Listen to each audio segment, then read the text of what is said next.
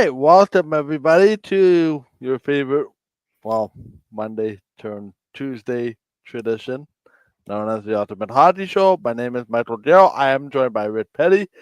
Sorry, everybody had technical difficulties logging on for the moment, but I think that is now resolved as I am now hardwired into the internet, which I wasn't before. So we'll see if that helps the scenario. I'm joined by Rick Petty. Good evening, Rick. How are you? Very good. How about How was you? your Thanksgiving? Very nice. Very good. Yeah, I got to relax and did some work around the house and got to do a little bit of eating and then eating some leftovers. So it was all good. How about you? It was all right. It was all right. I mean, had a function or two to attend. Um, yesterday was actually laying low, trying to figure out what baseball team I was watching, but didn't quite resemble the Toronto Blue Jays from last week. But It's all sports is pitching. fun. Sports It's is all funny pitching. that way. It's all pitching. I mean, I It know this is. is a hockey show, but I could I, tell you in baseball, it's not about how many guys you have that can hit 50 home runs in a season. It's about pitching. If yep. you got really good pitching and you got good relieving, you can win a lot of games with very average scoring. And the Jays right now, they are facing very good pitching. The staff that the Mariners have is that's not even the same ballpark as the Yankees have. The Yankees can't even hold a candle to the Mariners pitching. And that's not No. just now, that was all season long. So that's what it is. And until the Jays can get some consistent pitching and can figure out a way to score some runs against a very good staff, they're going to be out 4-0. So it's yeah. But anyway, Yeah. always about pitching. Yeah, well, that's the way it goes, and baseball may change up in there too, uh, for sure. But I mean, not to get too far down the road. I mean, the pitching helped the Dodgers yesterday too. As they beat the Brewers. Mm-hmm. Dodgers too hit the Brewers yesterday too. So that's the way it goes. Just like good defense and good goaltending gets you some victories. Red Petty, Yep. including some good goaltending yesterday from Eric Comrie. Yeah. Um, I think it was me or I can't remember who said it, but one of us made the suggestion last week. I think it was me that said, "Oh, I wonder if they play Eric Comrie in New York, and then get Connor Hellebuyck some rest up to Thursday." Let's talk about it. The Winnipeg Jets, they did drop their season opener last week Yep. to the Dallas Stars in a game that was really, really, I mean, 5-1. I know, Rick, you were at the game. And then the Jets scored three goals to make it 5-4 off the strength of Kyle Connor hat trick. Yep. Um, I don't know. What did you think of that game, and maybe what did you think of the week overall before we talk about this coming week and the comings and goings in hockey with some new contracts for some individuals. Yeah. Well, I mean, they didn't play well. I mean, it's the season opener. I don't know if it's just it's rust. I mean, every team has a season opener, so I don't know. It's a home opener too.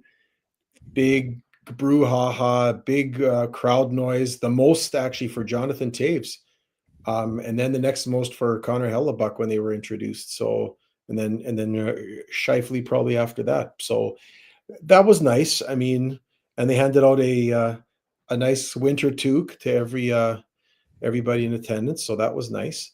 But they weren't good. They were sloppy.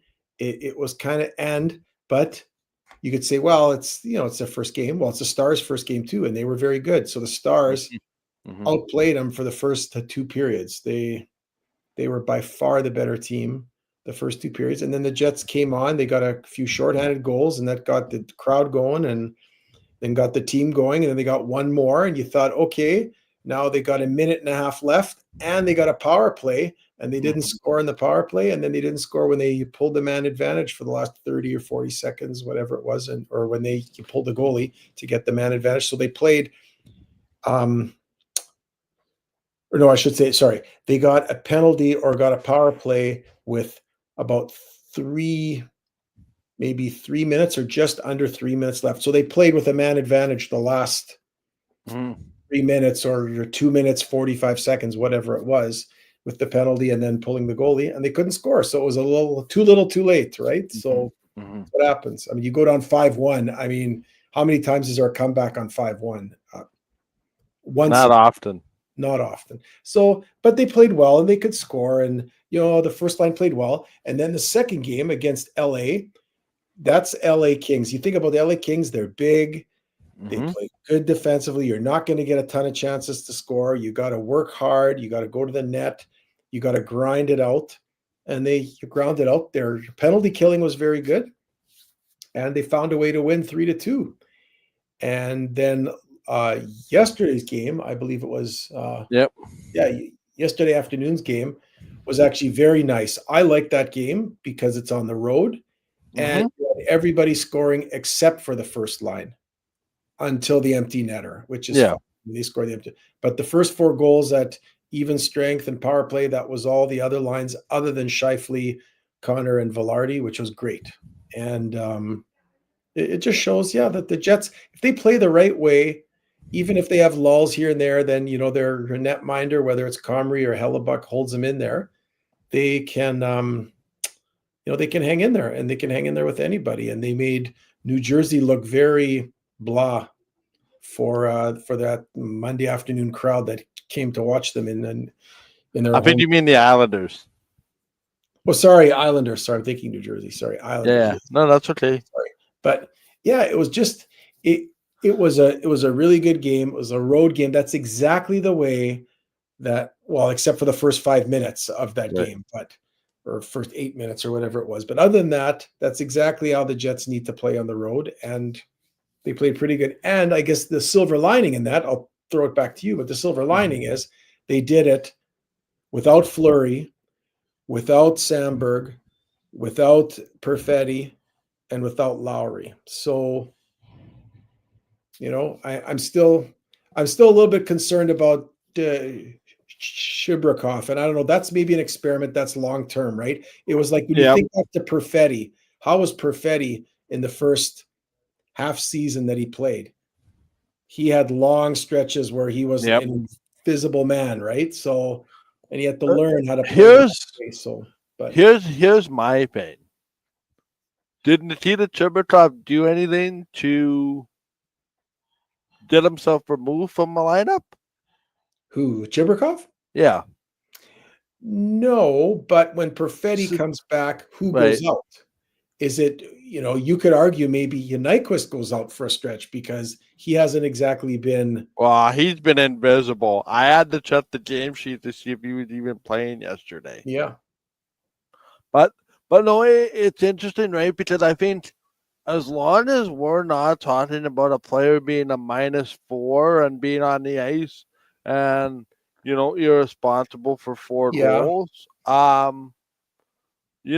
for me, I think it's weird because everybody looks at that second line and it's like, oh yeah, you've got to score, you've got to score. I think the Jets outside of that number one line could make an argument that lines 2, 3, 4 could be pick and choose. Because I don't know if I would have maybe a line involving Jonathan Toews would be a second line, but I'm with you that I don't know where Gus Nyquist fits in, and it was interesting because after the Dallas game is when Coach made the switch with Iafallo and Nyquist. So now you have Iafallo with Tays and Chibrikov. Those three have not necessarily cost the Jets a game, but they also haven't been really scoring offensively now. Tays had the point yesterday, but notwithstanding, I don't believe that any line has done anything to cost the Jets a game. So no, I'm willing to give that second line a little bit more time to come around. Personally, I thought Jonathan Tays played his best game as a Jet yesterday. he looked to be a little bit more impactful. Even he looked a little bit better. One would probably suggest on Saturday than what perhaps we saw on Thursday. So I think there's a lot of positives. But one thing with where the presence of Jonathan Toews has 2 thumbs up for me, and this was exemplified in yesterday's game, is the face-off circle. Yep. And to me, in the past, the Jets have been owned in the face-off circle.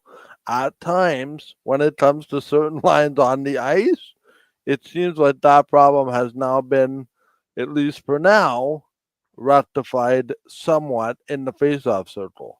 Yeah, I think he started the game 6 for 6 or whatever, winning the faceoffs. That's what they said on the broadcast. I know, Michael, but the one thing that concerns me, and I could be way off. I could maybe like it's just hearsay, or I'm trying to make an issue when there is no issue. The only thing that concerns me is if I'm Jonathan Toews, like my pedigree, my record, who I am, what I've done, and you don't want to play him with guys that he can't produce with. Like it would have been really nice to see what could he do with Nick Ehlers and whoever, right? So I'm just saying, I don't want my concern is that Jonathan Toews gets frustrated playing with Nyquist and Chibrikov, and they just don't generate anything, and he gets frustrated, and then his level of play fades off and whatever. So I'm just hoping that they see this, they talk about it, he talks about it, and they figure out a way. So to your point, I agree. Maybe putting Nyquist with Niederreiter and Nemestikov on the third line is a good thing because it focuses them to be the checking line. They play well. They're all European guys. They know how to play well in their own zone. And they keep the other team at 0. Maybe they're +1, +2 every second game. They're involved in a goal. Great, right? They hold the fort, hold the water, and you have Iafallo and Chibrikov playing with Toews now. And when Perfetti's healthy, you have Perfetti playing there with Iafallo, because I think Iafallo has right now at least more offensive upside than Nyquist, in my opinion. So and he's good in the corners too. But here's the thing, Rich, and I hate to play devil's advocate, but you've kind of put me in the position where I have to. What is the alternative for Jonathan Toews to play with? The Jets are losing one predominant forward. If you want to put Lowry as a center, that's sort of up for debate. Yeah. But if you're saying he's not playing with good enough players long term to be able to help him have success offensively, my question to that is, okay, then where is the long-term play for Jonathan Toews, and with who or with whom, right? Because I don't think you're going to break up that first line with the way they're playing. So what is the suggestion then? I realize, you're a little bit concerned about that, but I'm just wondering, like, what is the alternative if it doesn't work? There is no alternative. There is no alternative. I'm just saying I don't want him to be frustrated. Right. And because Chibrikov is a great experiment, and you always wish the experiments would, like last year, it was Nemestikov playing with Ehlers and then bringing Perfetti around. And I think Perfetti blossomed, especially last year, right from the beginning of the year, because he played with 2 really good players and that kind of played the same way, very creative. They weren't big, but they were shifty. They could find each other. They could, all 3 could pass really well, could skate pretty well. So it was a very interesting dynamic. Now you have Toews, he's with Chibrikov and Nyquist. It hasn't worked. In my mind, I think it's going to work when you put Toews on the second line with Perfetti and Iafallo. Yep. And then you have Lowry on the third line, centering Niederreiter and Nyquist, or Niederreiter and with Nemestikov, And then whatever the third line is, you're going to have to bring guys in and out. I know they're talking already about bringing in Ford and Lambert because they don't want those guys, the Black Aces sitting for too long. You got to inject them into the lineup. And now I think Kopke is hurt, right? So now they're going to have to bring in probably Ford or Lambert on the fourth line. So, but anyway, I'm just saying, in my opinion, I think this whole Nyquist thing, I don't know. Like, is this going to be a huge thing that went down the drain? Like, I hope he starts to show himself. I know he's an old man. He's 33 years old. So maybe maybe Minnesota knew what they were doing and Nashville knew what they were doing, saying goodbye, because he can't skate anymore. He can't keep up. He can't make plays. I don't know. But so far, he's been the invisible man. So in my mind, Iafallo and Perfetti right now are the best suited to play with Taves. Number one, because Perfetti is like Kane. He's shifty. He's got good hands. He can see the ice really well. And Iafallo, he goes hard to the net. He's good in the corners like Taves. So you got a pair of guys that are a little bit bigger, know how to grind it out. And Perfetti is shifty with them. I think that could be a really good mix right there. But anyway, that's my it's an interesting debate, and then Rob can ask the question. Said my question is that if Ehlers had decided to sign a new contract with the Jets, would they still have been interested in signing Taves? I think the answer is yes. I think Jonathan Taves is an upgrade over just about anybody that was on that second line last year. I think so. Long term, once he finds his feet, he will be bigger, better than Nemestikov and or whoever. Yeah. So it's very interesting that way. But again, like, let's be cautious. It is 3 games. I know yesterday there was a lot of consternation in media circles about, the Jets' ability to get secondary scoring. Secondary scoring seemed to have answered the bell in that game against the Islanders. But I think this just goes to show that there is no perfect hockey team. No perfectly constructed hockey team in a salary cap era. There might be a perfect baseball team like the Dodgers that are righty lefty and have predominantly 20 home run guys up and down the lineup who can play small ball on occasion, etc. But I think if all 32 teams are completely honest with themselves, there is no perfect hockey team at all. So I think the fact that, like, the one thing I will kind of agree with you on is it seems to me now, like the last 5-6 years, there's been this discussion about, the second line in behind Scheifele, whether it was Ladden Wheeler at the time or anybody else. But it seems like it's been a predominant problem in Winnipeg about a second line with some consistency. Previously, it was the center. Now it seems to be the winger. But that being said, I think the Jets have equated themselves really well given their injury scenarios. And I think when you add a guy like Adam Lowry, when you add a guy like Cole Perfetti back into the lineup, I think that's only going to boost it.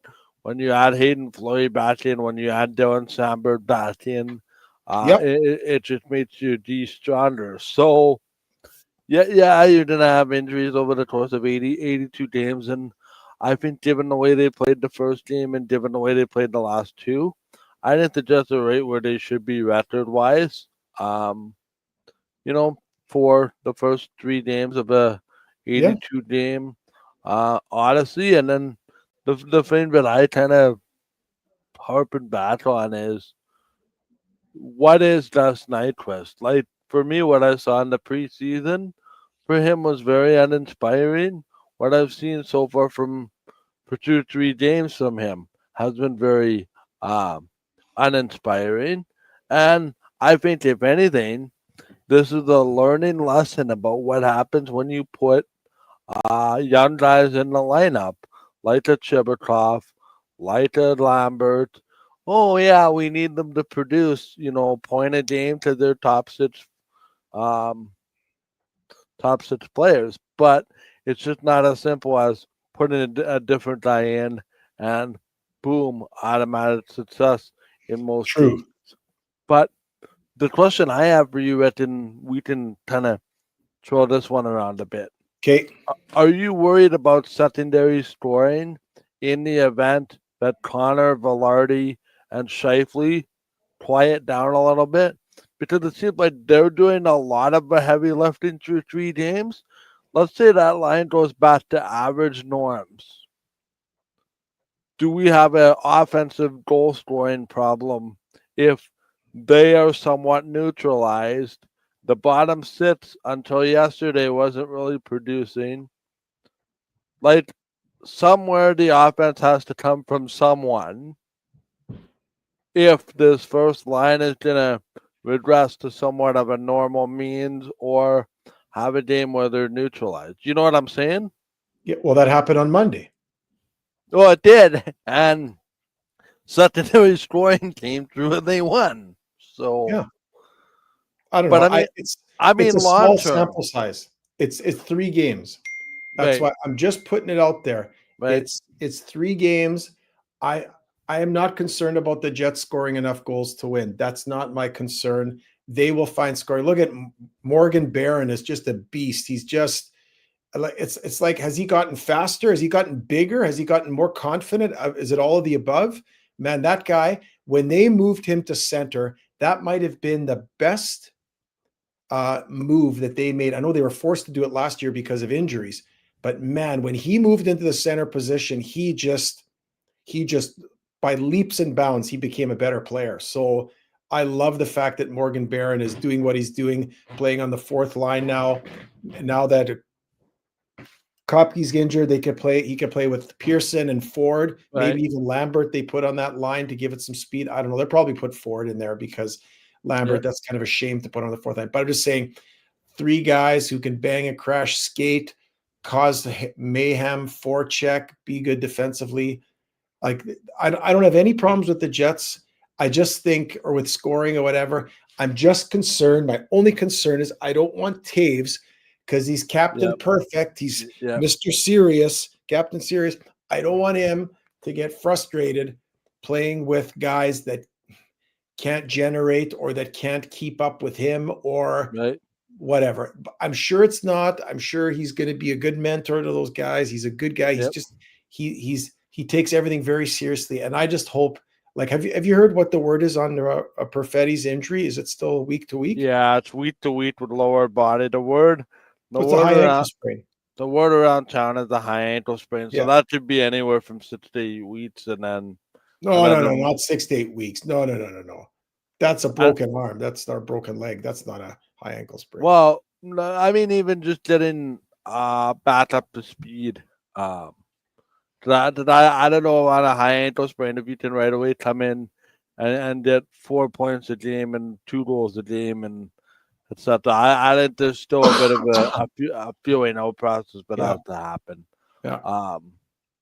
But again, like it's hypothetical. Like we're talking about, like I was listening to a podcast, Rich, and they were already overreacting about the Buffalo Sabres and what kind of problems they have after not looking too good and 0-3, and they need a quick start because Rasmus Dahlin and all those guys are gonna want out before long. Um, we can go there in a minute if you wanna go there, but all in saying is I don't think you're as bad as your wheat is, nor do I think you're as good as you were most weeks. I think you're somewhere in the middle. Okay. And we should have maybe titled this podcast Overreactions of the First Week.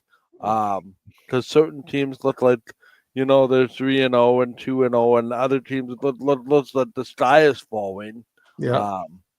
But again, that's hockey, that's sports. That's why we love what we do. That's why we love what we're gonna talk about, and what we talk about every weekend is a sport that entertains us. So, yeah, it's just one of those things about like, yeah.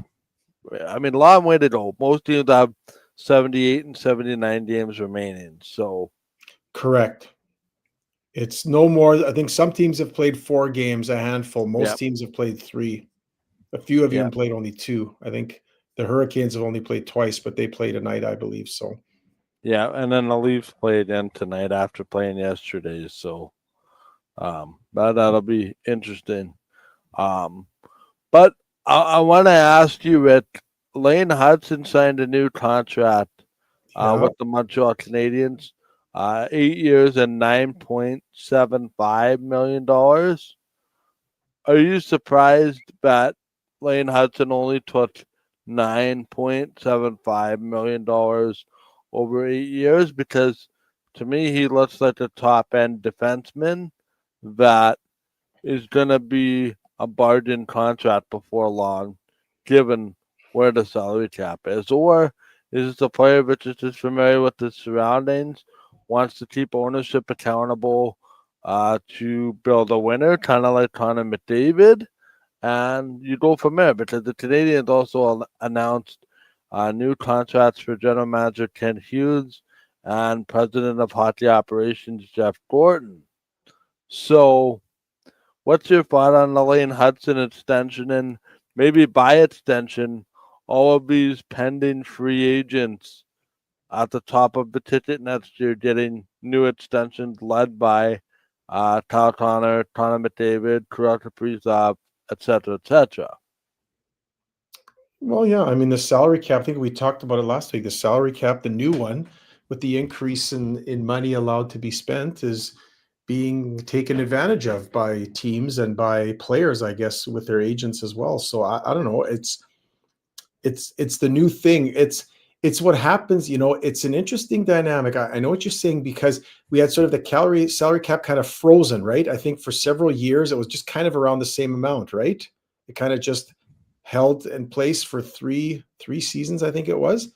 Yep. So that's right around the time that Scheifele and Hellebuck signed or whatever. And now all of a sudden, oh, a new television contract. Now salary cap goes up and everything's good. It's post COVID and there's been enough time for things to kind of settle into place and everything else.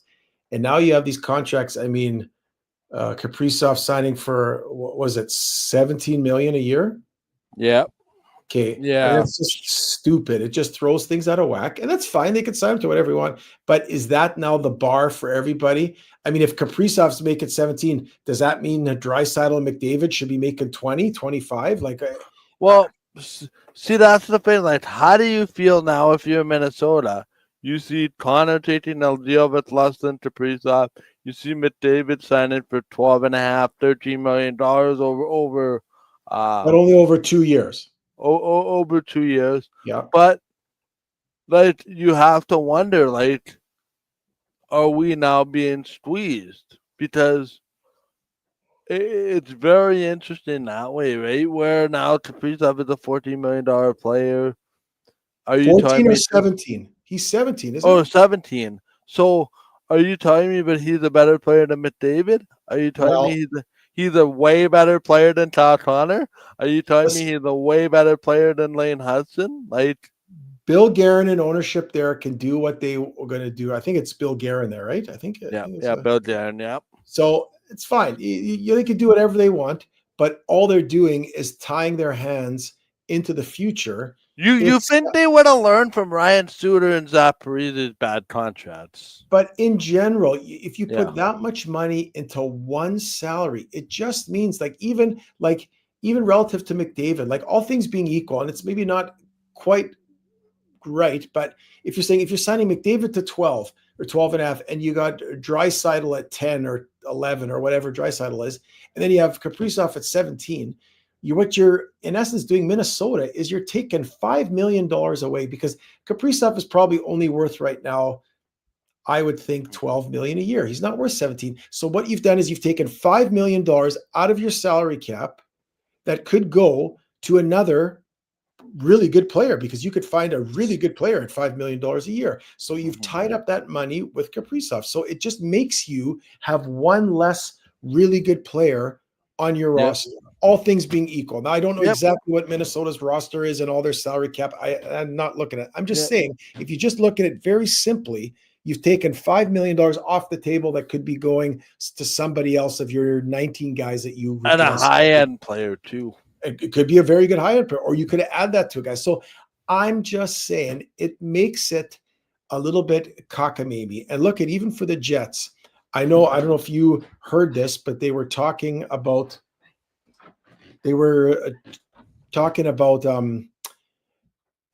that when they were ready to sign Connor and they negotiated stuff, it's new salary cap.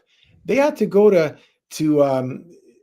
Scheifele, Morrissey, and Hellebuck, because they're your three cogs. They're your three big cogs, and they're all making 8.5 a year right now. Now, maybe Morrissey's contract will come up before Hellebuck and Scheifele, and then if the salary cap continues, he'll get his 10, 12 million a year, whatever it is. It's fine. But I'm just saying, these things can screw up everything. It can screw up your balance in your team. It screws up not just the league, it screws up even your own locker room. And I think a lot of these general managers have gone to players on their teams, like when they got this guy. So you got Connor as the free agent, and it's like the every team, you got to go to your other, say, ringleaders, whatever you want to call it, for lack of a better leadership group. Your leadership group, your stars who are getting, and they're all making less. So Scheifele, Hellebuck, and Morrissey are all making less, and they're your big cog players. Now they could say to the media, "Oh, I'm happy for Kyle Connor. You know, KC's a great guy," and da da da da da. Yeah. Okay, that's all great for the media, but inside you and inside your locker room as a general manager, you want to make sure that these guys can still play with each other, that there's no jealousy, that it works. Because especially I'm just thinking guys like Hellebuck and Scheifele, who signed last year when it was under a completely different circumstance, 8 for 8.5 or whatever it was, or 8.5 for 8. It was a very different time, but that was the deal. And now that deal is something like, oh, wow, if they'd waited a year, they maybe now that deal's in the bargain bin at Dollarama. Right. So I'm just saying, it's the new world and it's the way it is. And some people say, well, Rick, that's the way it is. The salary cap, as it goes up, contracts are going to leap over each other and guys are going to sign for more than what there was. And but it's men, it's ego, it's money. And when they say it's not about the money, it's always about the money. So at the end of the day, it's always about money. Right. So I heard that's what Cheveldayoff did with his group. I'm sure that's what guys did with, I'm sure Bill Guerin did that in Minnesota with some of his stars other than Kaprizov, right? So you got to be careful. It's a fine line. It's not just, we got to sign this guy and throw money at him. What does that mean, right? Not just for your cap, but for your dressing room. Locker room. And yeah, exactly. Yeah, so, it's very interesting. And it's interesting too, to your point about McDavid. What does that say about McDavid? Like, is that the Oilers that said, we don't want to commit too much right out of the gate. Why don't we sign something short term and see how things go? Or was it McDavid saying, you know what? I want to bet on myself. I want to see what the salary cap is going to continue to do. I want to see what you're doing as a team, making the players around me great. I don't want to commit to something if it's going down, if it's going south versus going north.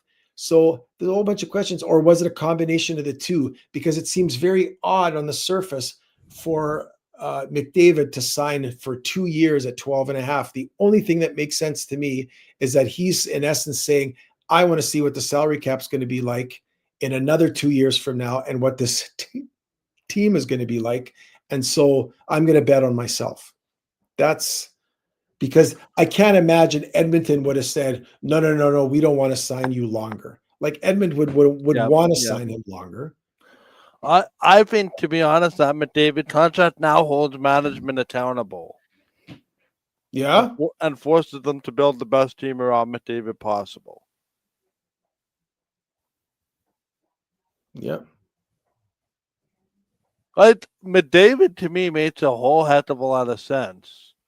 If you're going to take $18 million, that's $5 million, like we already discussed with Kaprizov, but nobody else can have if you want to build the best possible team around you.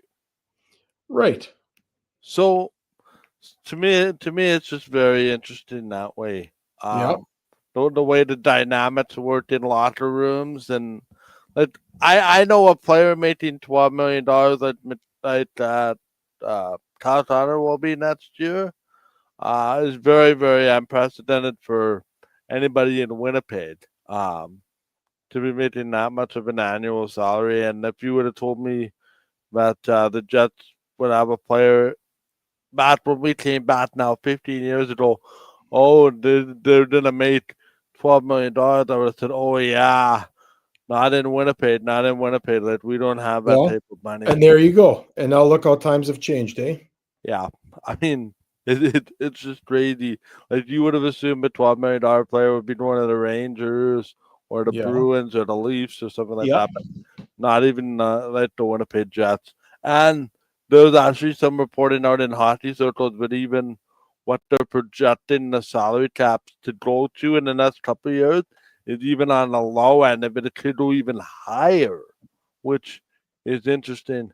I had somebody tell me kind of off the record today that they sort of anticipate the salary cap going even $5 to $7 million higher than even their cap projections. I mean, if that's the case, I think it's a very bad thing for season ticket holders because I think, quite honestly, eventually down the line, like somebody has to foot the bill for the extra money, and to be honest, like I'm not sure where it's gonna come from.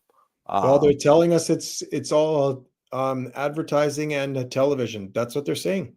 well, It's a new television contract. well, the numbers may bear that out, but I don't even know. Like I know when Rodgers signed their extension last year for the next, I think it is 10 years after that, or 12 years after that. Yeah. Um, the increases were very modest, whatever that means. So I mean, it is what it is.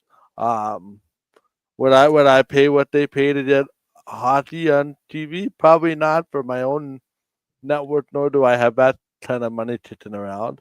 Um, but yeah, they kick billions of dollars around for the NFL on TV. But Yeah. it's a very interesting times that we are in the sports world, and the question is, what I again, not to get too political or anything, I just have to wonder when that bubble gonna burst and people are gonna say that's it, right? Because I notice it even around me in general. Like people's disposable household incomes aren't what they once were. Like I used to go to a lot of sporting events like Moose and Bombers and Jets games. I haven't been to a Bomber game yet this year. I really cut down on my attendance of Jets games for financial purposes. And my money, quite honestly, is better spent elsewhere. And I can't imagine that I have too many people that are feeling that differently from what I'm feeling. So the question is like where does it end for the sport? And I Okay. think the one saving grace for hockey, Rich, just to kind of tie it back in, um, would be thank goodness contracts cannot be opened like in the National Football League and renegotiated, because that would be um, a kettle of fish that not too many people want to go down. Yeah. Like, can you imagine if McDavid said in the offseason, hey, I want to negotiate the contracts, or take the Jets contract as an example. Um, or take the Jets contract as an example. Um, would we want to negotiate Connor's contract or Shifley's contract? So it's very interesting that way, um, in that regard, right? So it's sports is heading into a very um, I don't want to say tumultuous time, but like interesting time, right? Hmm. So I don't know how you feel about all that. Well, I don't know.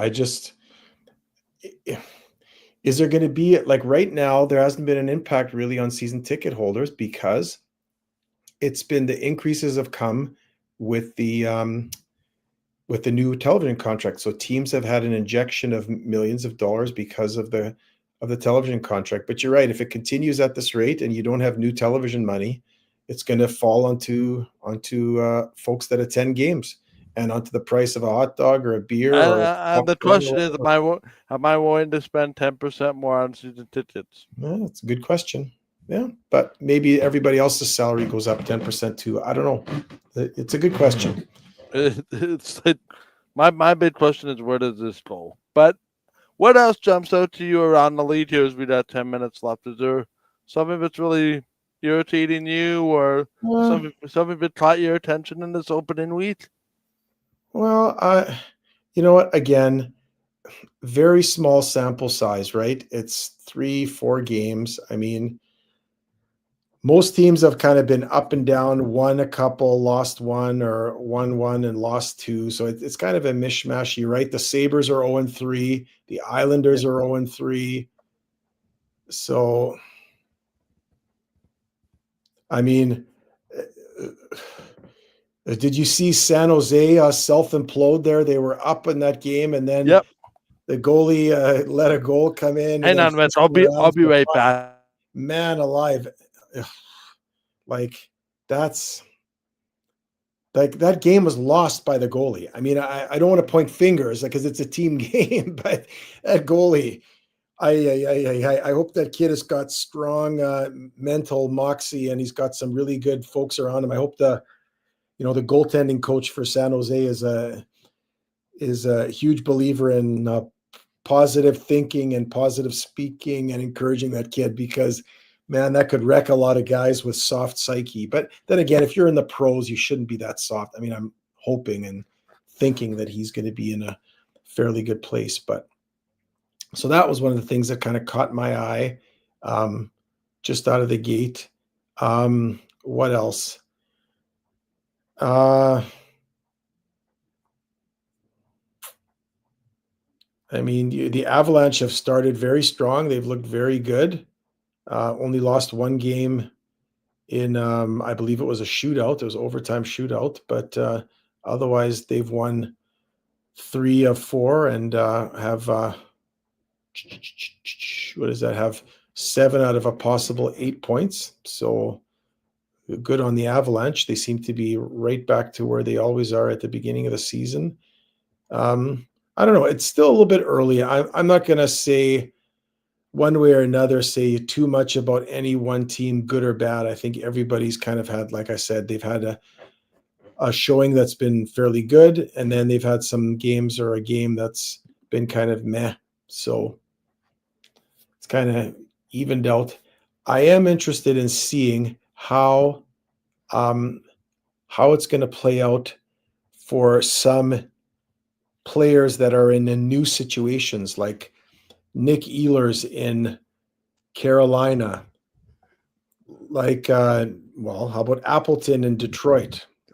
You scored How about, yesterday. yeah, how about Mitch Marner in Las Vegas, right? So there are some interesting, or I don't want to use that word, but there are some situations and some players in some new roles, maybe I'll say it like that, in some new opportunities, and seeing how they play out. Still very early. I think, after another week or two, we're going to see some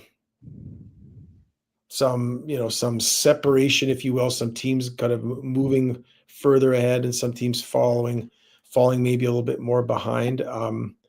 Actually, what really surprised me, I don't know about you, but I'll just put it out there.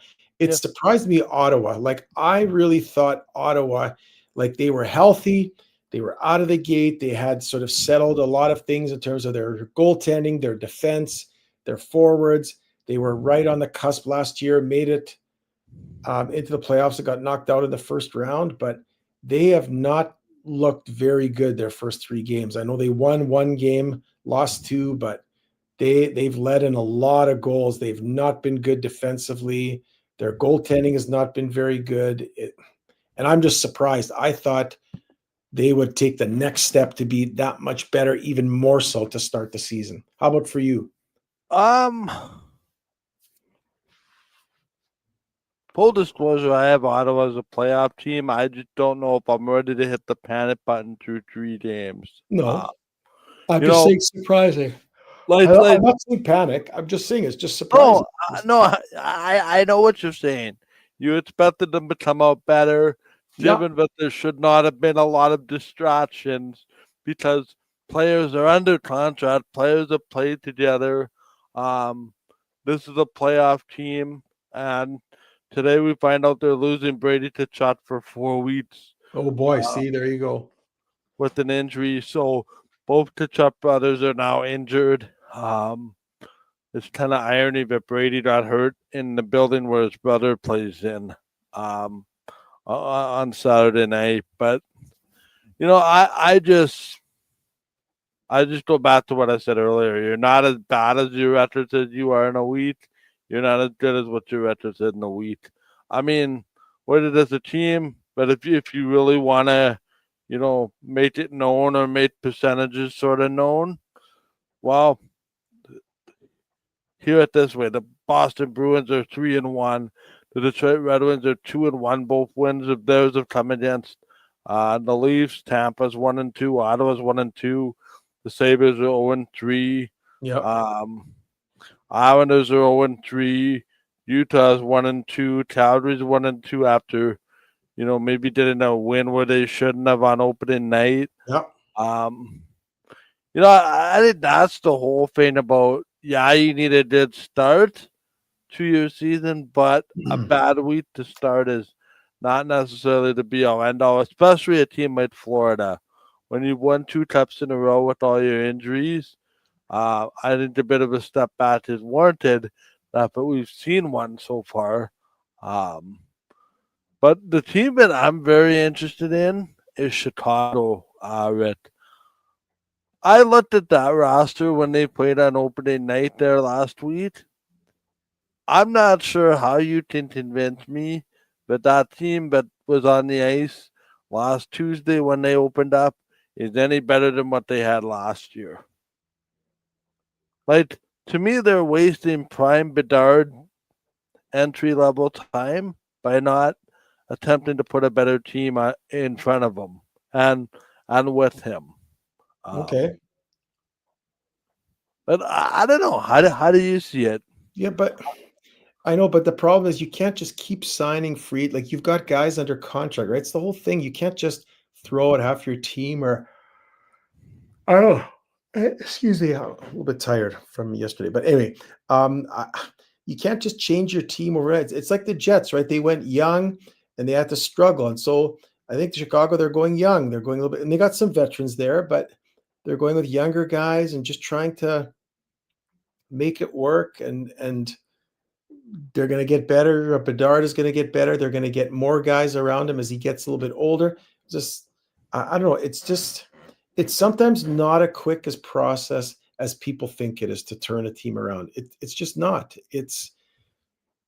I think it's easy for a really good team to have an off year and then to turn the switch and say, okay, we're going to be better this year. Like, for example, a team like the Predators. I think the Predators could be a team after being horrible last year. They were one of the worst teams in the league, right? They didn't make the playoffs. They were like, whatever. They were terrible.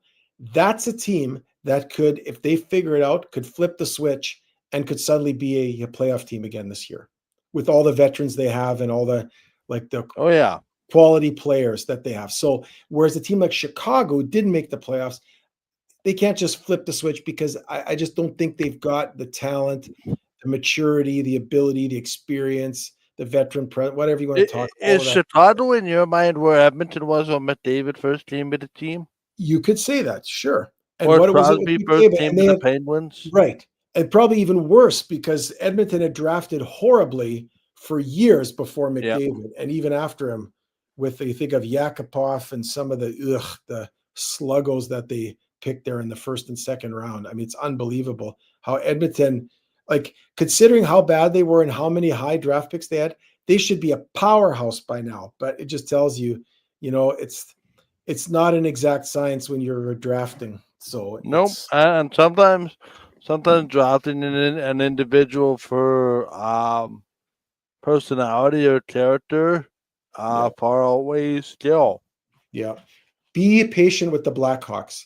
They still have the very best anthem singer in the entire NHL, and they will get better. I don't want them to get better. I want because they're in the same division as the Jets. So slow down.